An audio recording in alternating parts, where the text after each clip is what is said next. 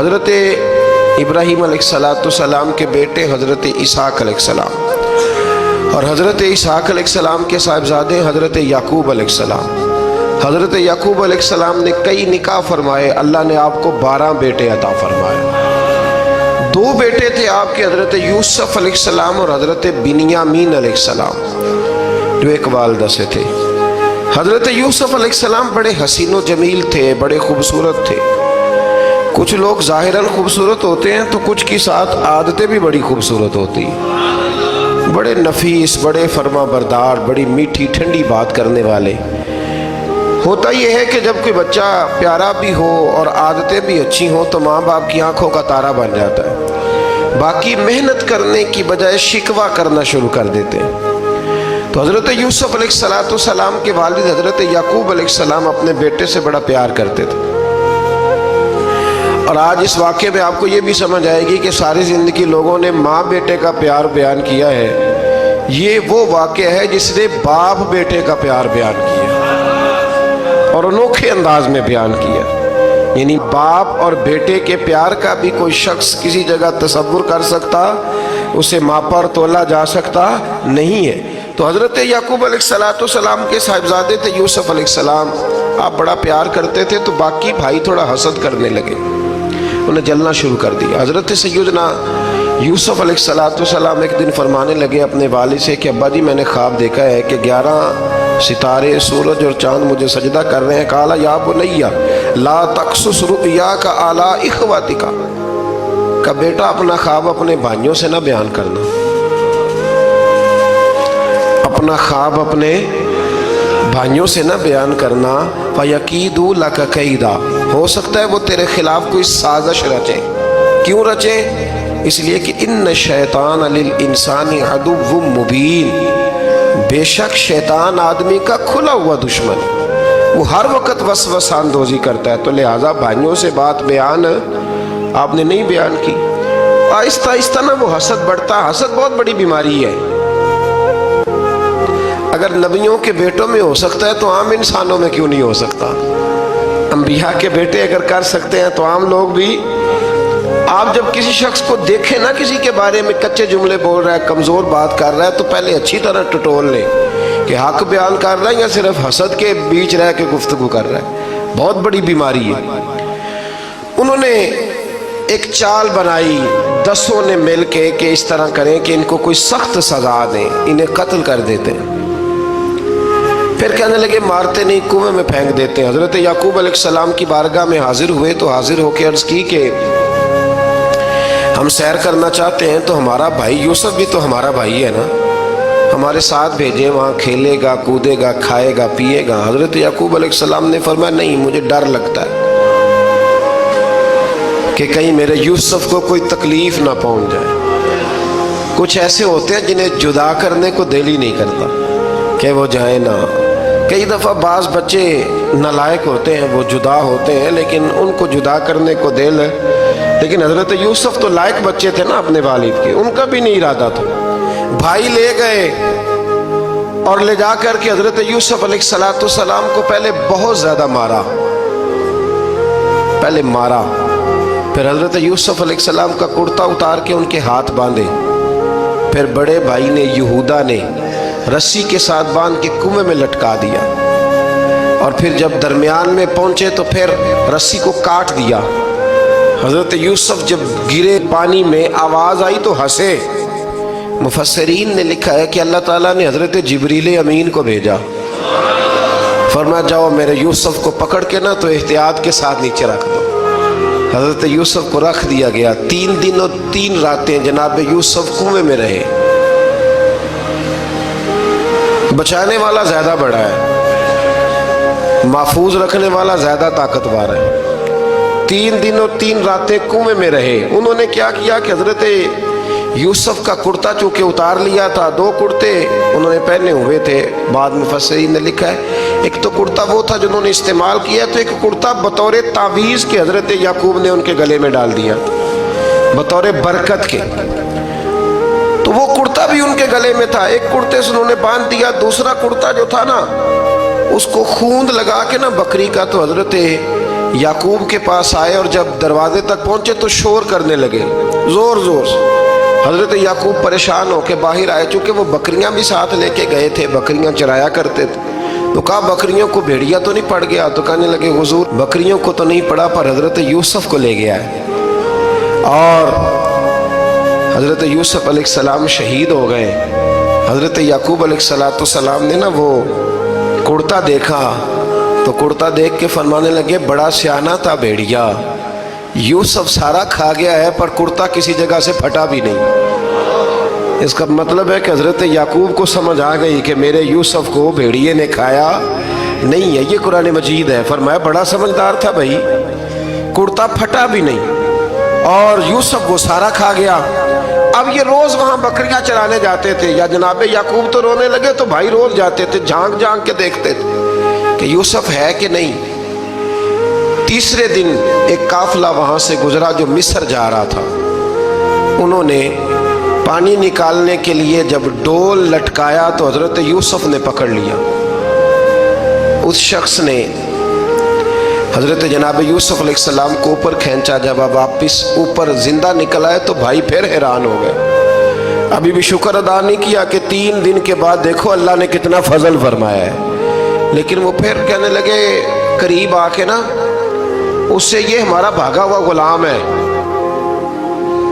अगर तुम्हें चाहिए तो ले लो, सस्ता बेच देंगे। हजरत यूसुफ का कौल बाद मुफस्सिरीन ने लिखा है, आप फरमाते हैं कि मुझे जब उन्होंने थप्पड़ मारे तो इतनी तकलीफ नहीं हुई, कुएं में फेंका तो इतनी तकलीफ नहीं हुई। तकलीफ तब हुई जब उन्होंने मुझे भाई नहीं माना और कहने लगे ये हमारा भागा हुआ गुलाम है। तो कहा कितने का बेचोगे? कहा तुम 20 दिरहम दे दो और ले लो। 20 दिरहम का जनाब यूसुफ को बेच दिया।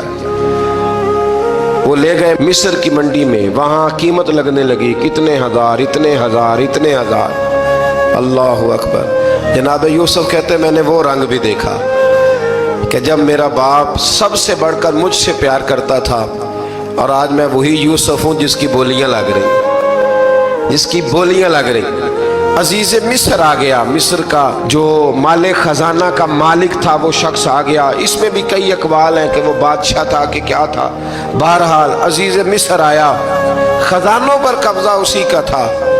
उसने हजरत यूसुफ अलैहिस्सलाम के वजन के बराबर सोना तोल के दिया, वजन के बराबर चांदी तोल के दी, वजन के बराबर उसने हीरे जवाहरात दिए, फिर घर ले गया।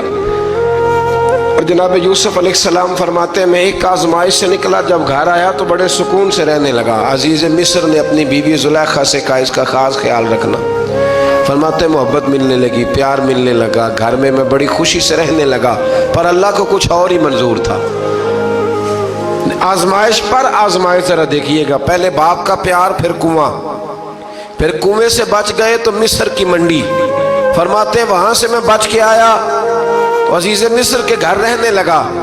जुलेखा फरेफ्ता हो गई, गुनाह की दावत देने लगी।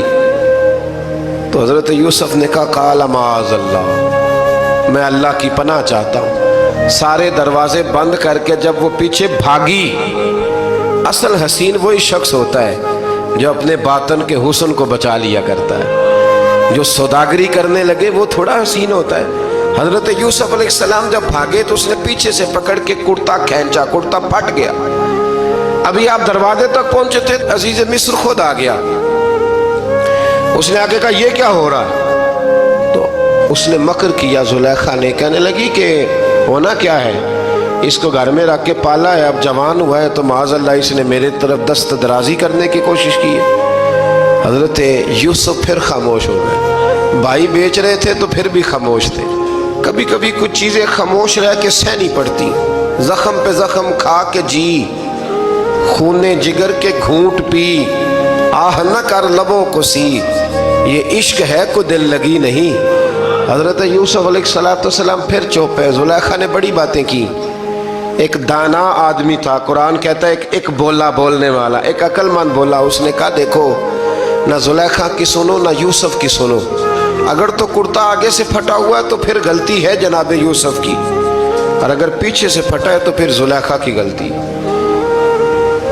हजरत यूसुफ की माज़अल्लाह फिर गलती। तो تو عزیز مصر نے کرتا دیکھا تو پیچھے سے پھٹا تھا، لیکن امام قرطبی کہتے ہیں وہ کوئی عقل مند آدمی نہیں، وہ تو 4 مہینے کا بچہ تھا، وہ ایک 4 مہینے کا وہ قریب تھا۔ حضرت یوسف علیہ السلام کی گواہی دینے کے لیے اللہ نے اسے زبان دی تھی، زلیخا کے ماموں کا بیٹا تھا، 4 مہینہ کا گہوارے میں لیٹا ہوا، جب بادشاہ سے فیصلہ نہیں ہو رہا تھا اور بادشاہ پریشان تھا عزیز مصر کہ کسی کو جا کے بتاؤں گا تو کوئی کیا سوچے گا، اس کے گھر میں کیا کچھ ہوتا ہے۔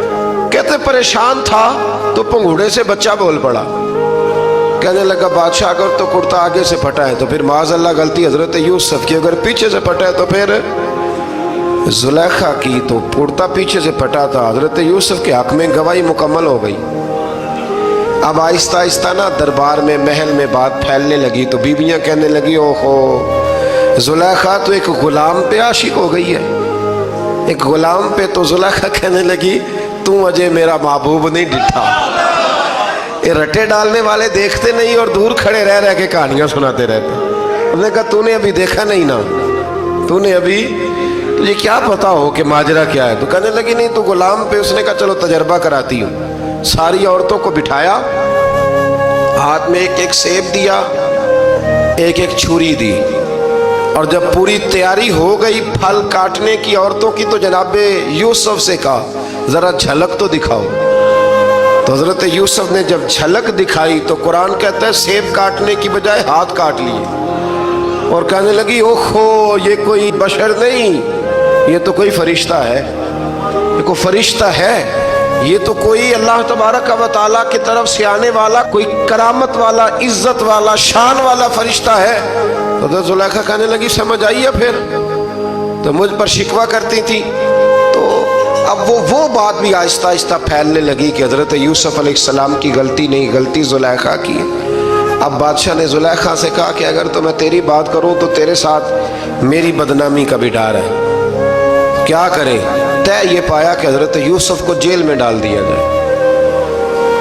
پہلے بھائیوں کے تھپڑ، پھر کنواں، پھر مصر کی منڈی، پھر زلیخا کا الزام، اور پھر باری آ گئی جیل جانے کی۔ حضرت یوسف علیہ السلام کو جیل میں، کچھ نے لکھا ہے 12 سال جیل میں رہے، جیل میں ڈال دیا۔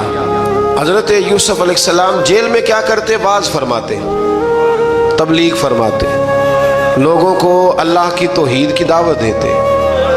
وہاں جیل میں نا ایک شخص نے خواب دیکھا، اس نے دیکھا کہ میرے سر پہ نا پرندے کھا رہے۔ تو حضرت یوسف کہنے لگے اس کی تعبیر یہ ہے کہ تجھے قتل کیا جائے گا، اور تیری لاش کچھ دیر پڑی رہے گی تو پرندے تیرے سر پہ آ کے بیٹھیں گے، یہ تعبیر ہے۔ ایسا ہی ہوا، واقعی وہ شخص قتل ہو گیا۔ ایک شخص نے دیکھا کہ وہ شراب کشید کر رہا ہے، اس نے بھی تعبیر پوچھی تو آپ نے فرمایا تو اپنے بادشاہ کو پلائے گا۔ محسوس ہوتا ہے کہ اتنی دیر تک شراب ناجائز نہیں تھی، تو اس کو شراب پلائے گا، یہ اس کی تعبیر ہے۔ وقت گزرتا گیا، وقت جو ہوتا ہے نا، وقت یہ خود بخود لوگوں کی بے گناہی ثابت کر دیتا ہے۔ ایک وقت میں نا پراپوگنڈا ہوتا ہے تو ہر آدمی پراپوگنڈے کا شکار ہوتا ہے، پھر جب وقت گزرتا جاتا ہے تو خود بخود وقت کا گزرنا کچھ چیزوں کا خود بخود حل بن جاتا ہے۔ حضرت یوسف علیہ نبینا علیہ السلام کو جب 12 سال بیت گئے تو بادشاہ نے، عزیز مصر نے خواب دیکھا۔ اس نے خواب دیکھا کہ 7 موٹی تازی گائیں دبلی پتلی گائیں کو کھا گئی، اور 7 خشک بالیاں ہیں اور 7 سرسبز و شاداب بالیاں ہیں۔ اپنے وزیر سے کہنے لگا کوئی تعبیر والا بندہ ملے۔ اس نے کہا کہ ایک بندہ ہے جس کی تعبیریں بڑی سچی ہیں۔ کہا وہ کون؟ کہنے لگے جناب یوسف۔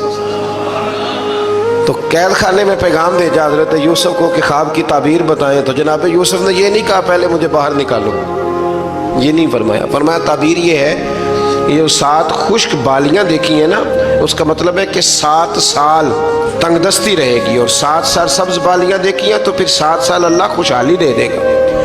اور فرمایا یہ جو تم نے گائیں دیکھی ہیں موٹی تازی وہ کھا گئی، فرمایا اس کی تعبیر یہ ہے کہ کوشش کرنا کہ جو تمہارے پاس دن یہ چل رہے ہیں جن میں سرسبز و شاداب ہے کھیتیاں، تو 7 سالوں کے لیے اناج جمع کر لینا، بالیوں کے اندر ہی رہنے دینا، باہر نہ نکالنا۔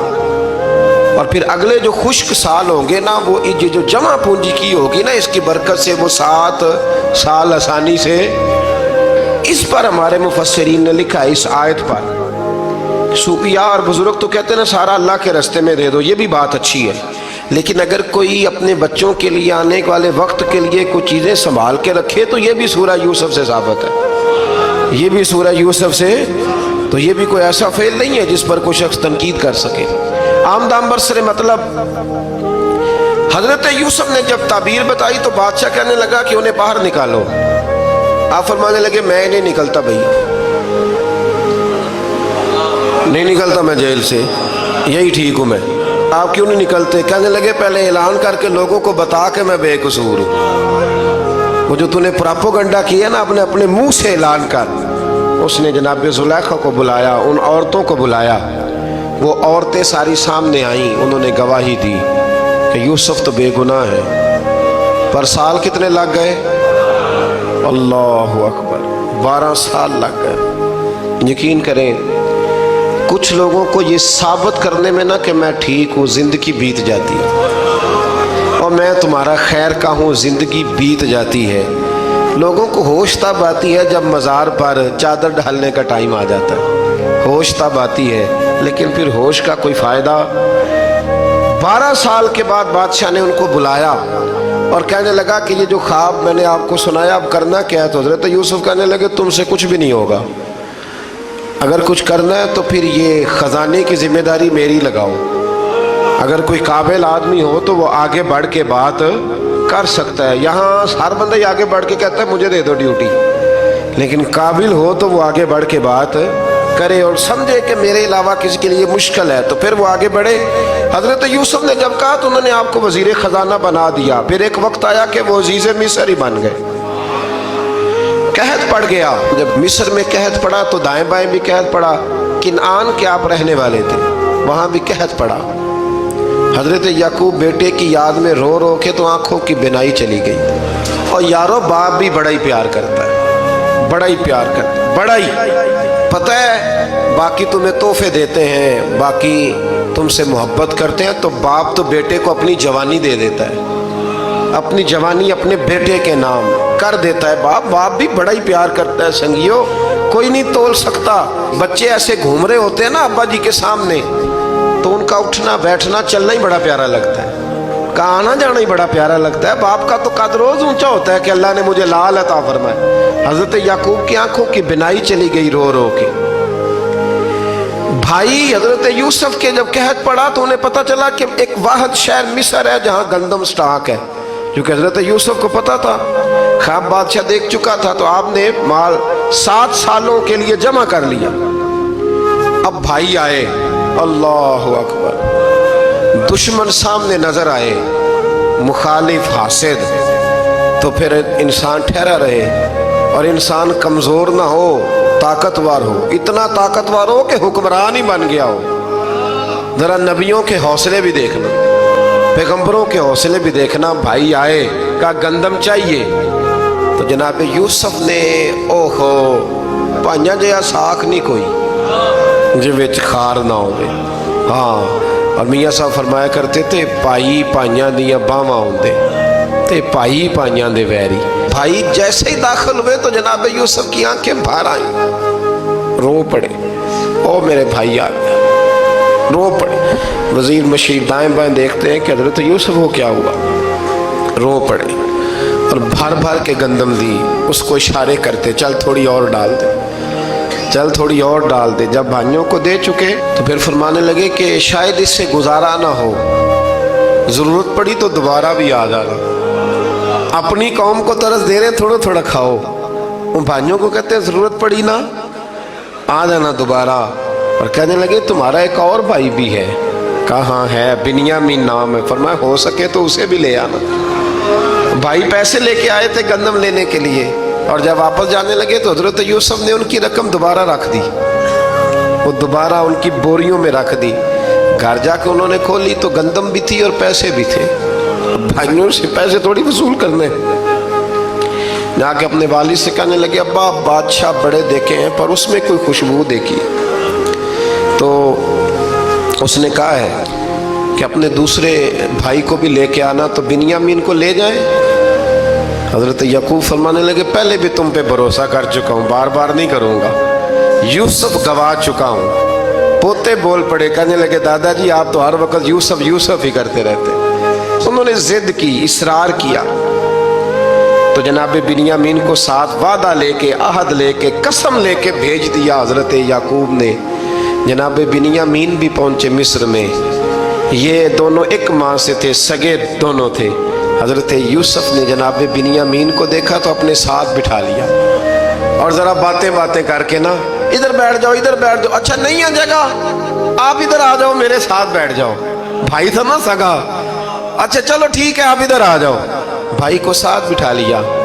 ابھی جب چیزیں دینے لگے تو کان میں کہنے لگے، وہ پریشان تھے نا حضرت بنیامین کہ یہ بندہ کیا کر رہا ہے، تو کان میں کہنے لگے میں بھائی ہوں تیرا، میں یوسف ہوں.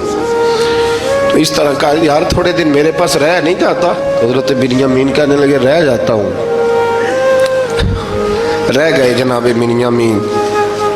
اب کہا نہیں میں نہیں بھیجوں گا. کچھ لوگوں نے یہ لکھا ہے کہ حضرت بنیامین کے جو بوری تھی اس کے اندر انہوں نے تھیلے کے اندر شاہی پیالہ رکھ دیا اور فرمایا اس کو ہم نہیں جانے دیں گے. ہمارا پیالہ کیسے، یہ نہیں کہا کہ یہ چور ہے، کہا پیالہ کیسے آیا اس کے تھیلے پہ، لہٰذا یہ ابھی ہم رہے گا ہمارے پاس، دیکھیں گے.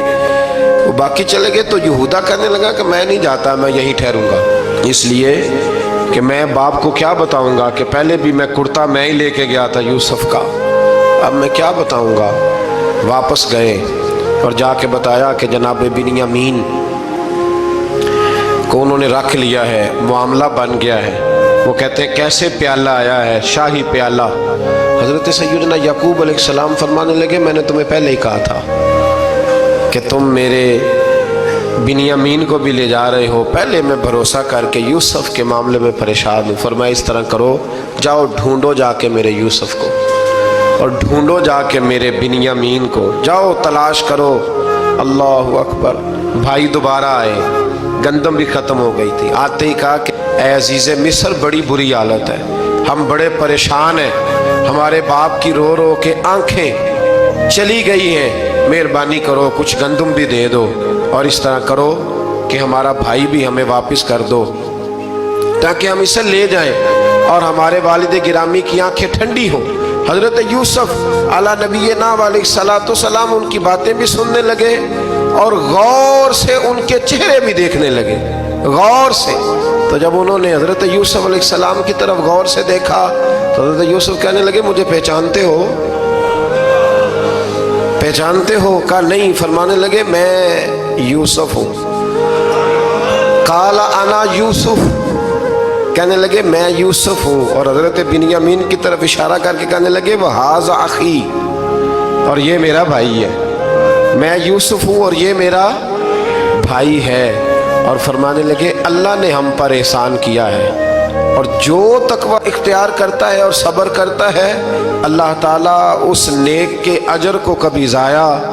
یہ نہیں فرمایا میں نے بڑے تقوی کیے پرہیزگاری کی تو بچ گیا، فرمایا جو بھی تقوی اختیار کرے گا، جو بھی صبر کرے گا، اللہ اس نیک کے اجر کو کبھی ضائع نہیں کرے گا. پھر فرمانے لگے جاؤ آج تم پر کوئی گناہ نہیں، جاؤ. ایک دم ہی اسی وقت ہی فرمایا جاؤ میں نے تمہیں معاف کیا، جاؤ میں نے تمہیں معاف کیا. اور فرمانے لگے میری دعا ہے کہ میرا رب بھی تمہیں معاف کر دے.